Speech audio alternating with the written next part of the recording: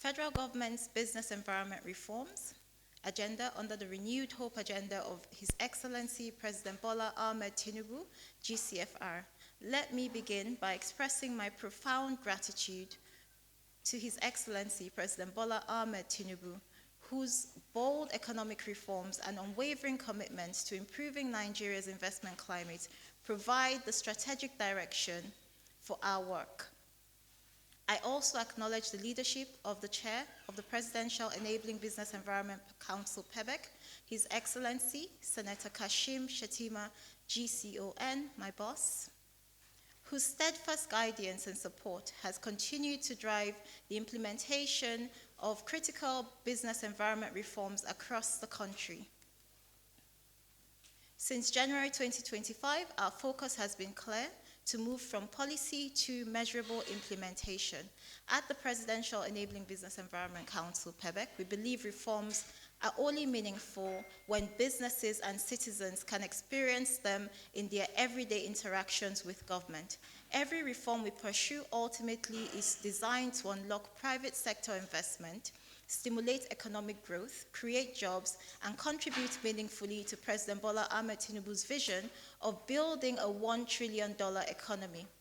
Strengthening the foundation for sustainable reforms, our first priority was to strengthen the institutional foundation for sustainable reforms. We have continued to deepen the implementation of the Business Facilitation Act by engaging with all our business-facing ministries, departments, and agencies, ensuring greater transparency in government processes, improved service standards, and clearer timelines. Documentations and official fees have also been an emphasis that we've worked on. These reforms help businesses engage government more predictably and also enhances accountability in government. In January 2025, we published and commenced the implementation of the Nigerian Regulatory Impact Analysis Framework. The importance of this milestone ensures that regulations are developed through evidence-based policy making, right? We no longer have a situation where heads of ministries, departments, or agencies wake up one morning and come up with a policy without ample stakeholder engagement and coordination within that sector. These reforms have created a more predictable, transparent, and investment-friendly regulatory environment that supports enterprise and encourages long-term investment.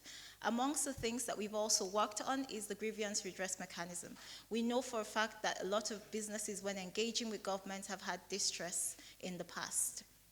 The Report Gov platform was relaunched in June 2025, evolving from a complaint-based platform into a robust government-wide grievance resolution and accountability mechanism that connects businesses directly with the 69 business-facing ministries, departments, and agencies that we track. And in real time, businesses are able to escalate issues and get responses within 72 hours. Today, all our 69 business-facing MDAs receive the complaints, like I said, through the platform in real time, and are able to respond while we at the back end monitor the progress.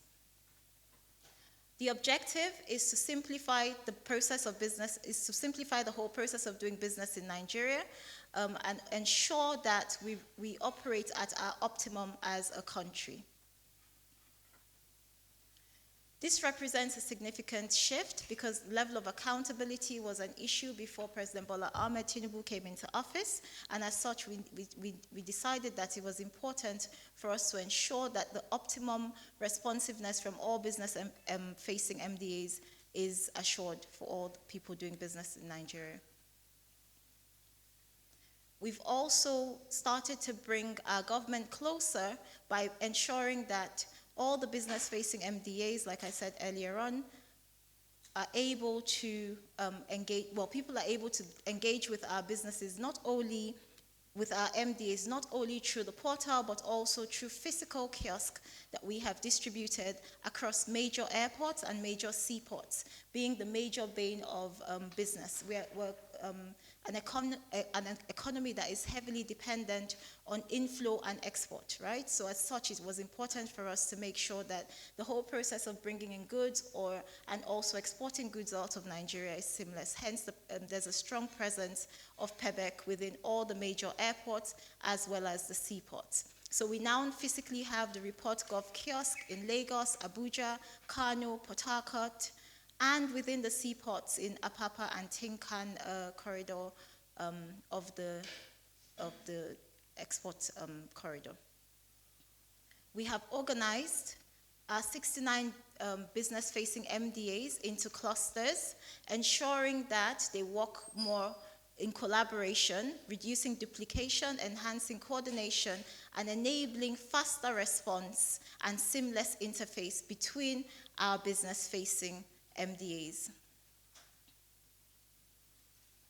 The Food and Beverage Committee was set up in April of 2025, and as a result of this committee, which is what we had mentioned earlier, putting our MDAs in clusters, we were able to sign the MOU between the SON and NAFDAC, streamlining their services, reducing the burden on industries as well as businesses who have to go to them for certification. So now, as opposed to before where you would have SON coming to you as well as NAFDAC coming to you, each of these agencies now have a mutual respect for each other through the MOU and are able to rely on each other's certification as well as reports, reducing the burden on the end users, and making it more efficient to do business in Nigeria. Another area that we have been able to make a lot of progress in is within another MOU that was signed was between the NAQS and the NEPSA and the Nigerian Export Processing Zone and the Nigerian Agricultural Quarantine Service. This partnership is designed specifically for our special economic zones.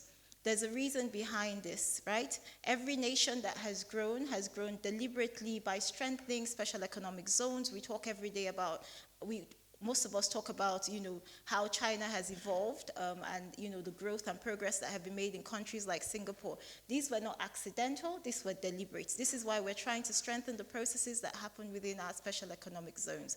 There's also a heavy emphasis on our ports and customs ecosystem as a whole, and a committee was set up in the Office of the Vice President here in April 2025 to coordinate all the ministries, departments, and agencies within the ports corridor. Everyone who is a regulator in that space is part of this committee. The whole idea behind this committee was to help us streamline the processes involved in imports as well as exports of goods out of Nigeria, and to make Nigeria a lot more competitive. One of the key things that we identified when the committee was set up was our average cargo dwell time was about 21 days, making us extremely uncompetitive if we compare ourselves to our neighbors in, say, for instance, Ghana or Benin Republic. As a resolution from the committee that was set up, we were tasked to try and bring down our cargo dwell time from 21 days to 7 days. We worked assiduously with initiatives such as our joint inspection, which was designed to ensure that when cargoes are berthed, all agencies coordinate the effort to clearing the ship on time, so that the turnaround time is quicker for starters. We also have coordinated effort for inspection of cargoes. We've also moved away from physical inspection of cargoes to scanners, which also has optimized the service. The whole idea is to ensure that containers that arrive in Nigeria are cleared out within 7 days. It's a work in progress. The National Single Window, which we also played an instrumental part in the whole formation, is also one of the president's achievements, streamlining all the agencies, putting them on one mainstream software infrastructure that's able to help them coordinate seamlessly in terms of all the documentation needed for import or exports of goods in and out of Nigeria. Of course, you understand that any nation that is serious about growth needs to be concerned about the functionality within its ports corridor. And as such, this committee is chaired by our chair himself, the Vice President, with the MD of the Nigerian Ports Authority acting as the secretariat for this committee. We've made a lot of progress. Some of the significant progress will obviously translate to lower logistics cost, shorter delivery time, and improved operational efficiency, right? We also had physical exercises where we visited the ports in January, follow-up in March, and we just returned again in July to ensure that all illegal checkpoints that were taken down in January are maintained. We dare say that now we no longer have illegal checkpoints within the ports corridor in Apapa and Tinkan. We intend to sustain this. Our next visit to the ports corridor will be in September, and we will continue to do this for the next 3 years until it becomes yes, we plan to do this for the next 3 years to ensure it becomes the norm and the culture, and we're able to eradicate the culture of rent-seeking from, some mischievous elements within our regulatory bodies.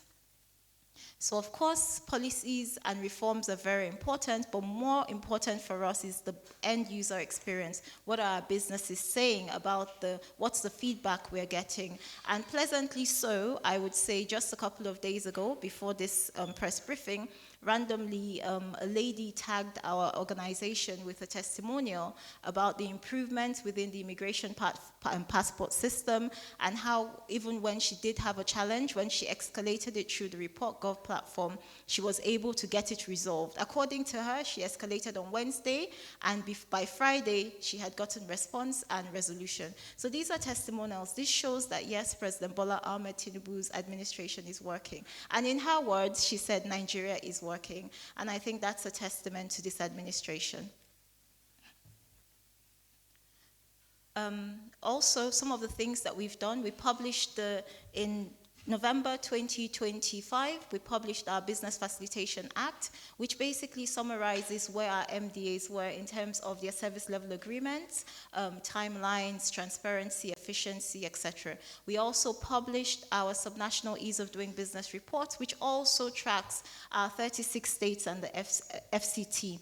The report basically summarizes, the business experience that end users face when they are transacting business in those localities within the state. Of course, it's one thing for us to set reforms at the federal level in Abuja, but businesses operate at the subnational level, hence the very strong interface between the Presidential Enabling Business Environment Council, PEBEC, and the subnational government. Last year, for the first time ever, we did our nationwide tour, where we went to 35 states and Abuja, with exception of Ogun State, which had some peculiarities. And for the first time ever, our subnational Ease of Doing Business Council was activated.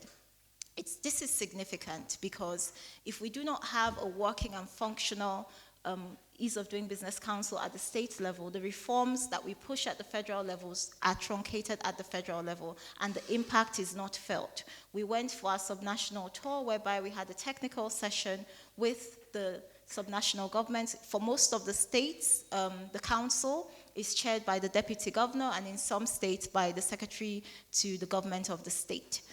We had a technical session with them to align our policies at the federal with the subnational, and then we had, more importantly, a town hall meeting with the organized private sector in that state, with representation of all the major businesses that operate within that state capital. This brings government closer to the people. For the first time ever, subnational government, critical stakeholders, I would say, within subnational government, had to interface with the businesses in their state, had to explain to the businesses in their state why they had taken decisions on several policies, and understand the pain points that these businesses are facing. We have, again, just concluded our second subnational tour.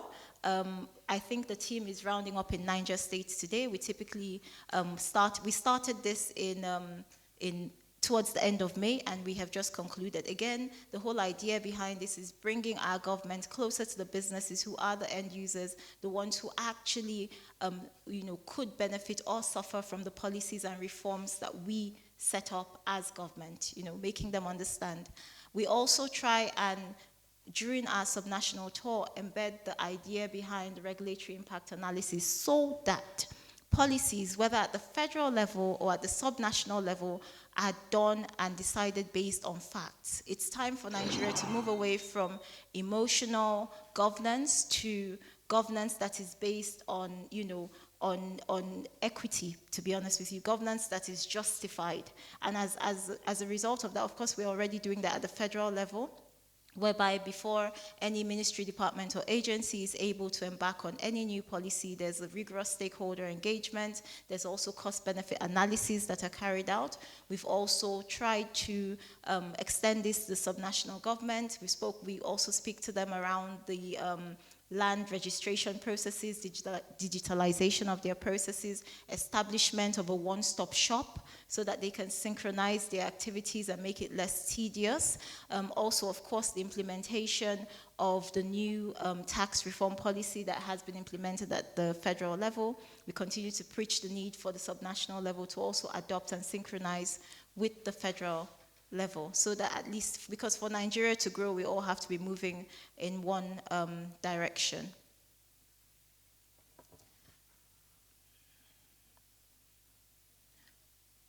Okay, so in addition to our subnational report, which we shared last year, we started this year with a business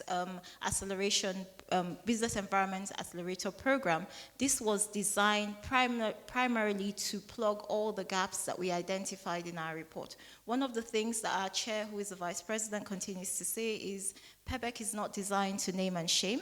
PEBEC is there to fix the gaps and address the issues within our business environment. So we worked for 90 days with all our business-facing ministries, departments, and agencies. And one thing I can say very, very boldly today is about 98% of our MDAs are very responsive now. If you pick up your phone to call them, if you send them an email, and if you go in terms of even as regards to the fees, the documentation required, all of that is publicly available on their website. And these are great milestones because functionality needs foundation. True growth and true progress needs foundation. And without functional institutions, right, there's no growth for Nigeria. So we need a mindset shift from individuals who excel to institutions that run regardless of who is at the helm of affairs. And that is what the Presidential Enabling Business Environment Council, PEBEC, is working on, making sure that we institutionalize our processes so that regardless of who is at the helm of affairs, Nigeria works. And this, I believe, is another great achievement for President Bola Ahmed Tinubu. Now you send emails, you get response from the ministries, departments, and agencies. And if you do have issues, you have a place where you can go to escalate your issues and actually get response to them. On the subnational arm, we also had a peer-to-peer learning workshop where we brought all the 36 heads of investment promotion agency, as well as the 36 commissioners of commerce to Abuja. We hosted them in Abuja for 2 days for a technical session where we, first of all, encouraged them to learn from each other because different states are succeeding in different areas, as well as showed them the best practices associated with the entire investment life cycle, everything from attraction, retention, and aftercare. We continue to work with the World Bank on our State Action Business Environment Reform Program, SABER, whereby there is a $750 million fund for the states. We're actually in the final year of this program, and we are still working with the states to be able to access this fund directly from the World Bank. It's a loan, and as such, we need to prepare the states in such a way that this loan is being implemented for the right purpose so that they are able to repay. Of course, we know it's not free money, so as such, we need to prepare them. This covers everything from digital connectivity, digitalization of their land administration processes, reduction or streamlining of the levies that they charge at the local levels, at state levels, because this is a heavy burden on the businesses, interstate trade, which we are trying to encourage, amongst other DLIs, which we work with other partners to also deliver. A huge part that we've worked on the states with, which I think the business community would be glad to hear. First, we started with the small claims courts. Today, every single state in Nigeria has a small claims court. This is great for the MSMEs, right? Because if they have a dispute, they no longer even have to get a lawyer for a small claims court. They can go in person and defend themselves, right? So for some states, to the tune of 5 million, For other states, it's to the tune of 10 million. For this year, our heavy emphasis with the subnational has been around ADR as well as commercial courts. Why are we championing commercial courts? It's a huge burden for a business to have a dispute and be stuck in the regular court where people are coming for all sorts of different matters, from marital issues to other non-business related issues, and then just have a prolonged, non-timely,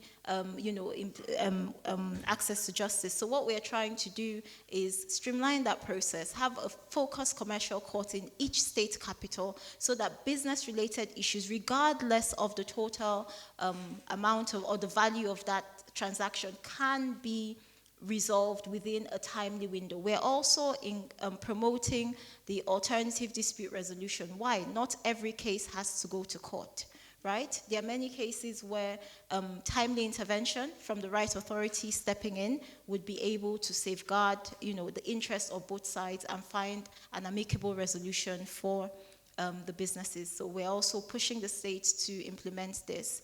Bearing in mind that we publish once a year our subnational ease of doing business report, whereby we rank the states based on the first 10, the middle tier, and the lower tier.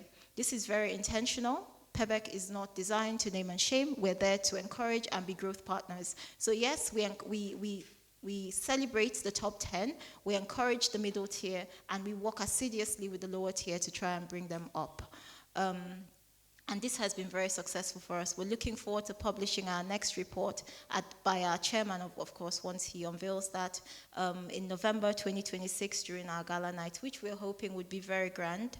As it is the last one we will be having in this administration, we will be able to celebrate many of the major wins that we've accomplished under President Bola Ahmed Tinubu's administration.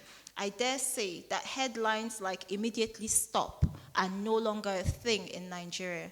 Right? And you are the media, so you probably can attest to that. If we ever even sniff a hint of any agency coming to the public, especially if they're a business-facing agency, to set immediate policies or need for changes, automatic overnight changes, we step in because businesses invest, and those investments must be protected.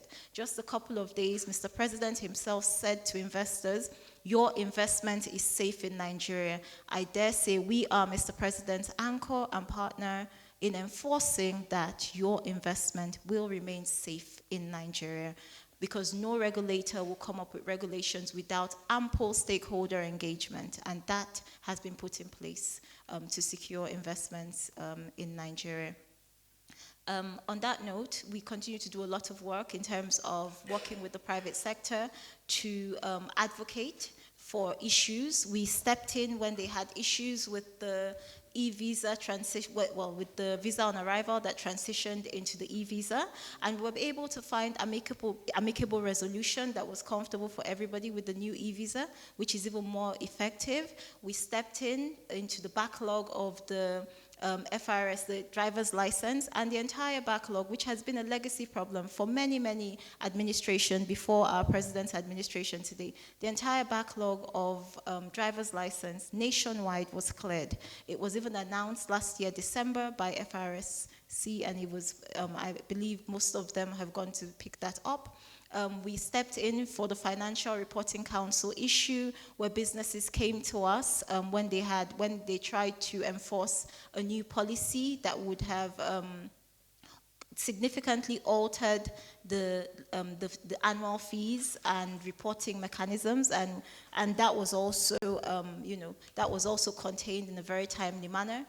We continue to be an advocate for businesses and investors in Nigeria, but at the same time we work to strengthen our regulators, because a society without regulation is a jungle, and Nigeria is not a jungle. For Nigeria to work, there must be a right balance between regulation as well as enabling businesses, and that's what we've tried to achieve. On that note, I'm not going to bore you with too much more.